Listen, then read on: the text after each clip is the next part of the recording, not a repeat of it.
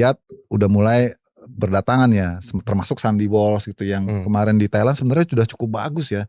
Cuman ya mungkin di sini juga iming-iming cuannya gede juga sih. Jadi susah nolak juga. Yang kedua mereka juga kan bukan lagi di masa prime-nya ya. Jadi kita juga harus sadar mereka punya keluarga, mereka perlu juga income ya. Mereka lihat mana yang kompetisi yang relatif bisa mengangkat performa mereka, menjaga ini mereka, sehingga ya kebetulan Indonesia yang nawarin ya why not gitu loh. Menurut gua justru ini membuat secara dari kacamata domestik ya makin bagus Super League ini. Jadi makin banyak pemain-pemain yang punya kualitas dan punya keuntungan juga buat tim nasional. Jadi nggak perlu jauh-jauh traveling tuh ya pemain-pemain itu ya. Iya, cuacanya juga kan udah tinggal betot aja gitu kan, main di timnas, main di di Piala AFF misalnya kan mudah gitu ya. Approach ke klubnya juga nggak akan sulit kalau misalnya harus ke Eropa. Kita kan nge-approach-nya susah kan, di sana kan sangat strict banget sama soal itu kan.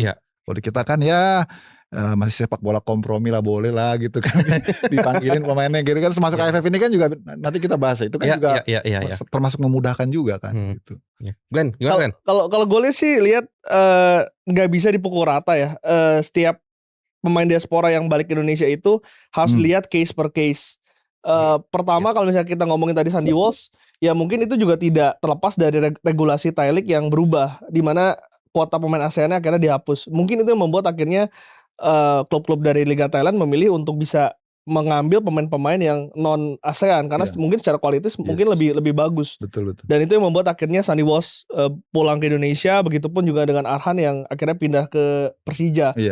Dan kalau gue lihat dan harus fair kita katakan, sebetulnya kan pemain-pemain yang pulang ke Indonesia ini entah itu karena usianya sudah lanjut atau yang kedua memang secara quality mereka sulit bersaing di Eropa.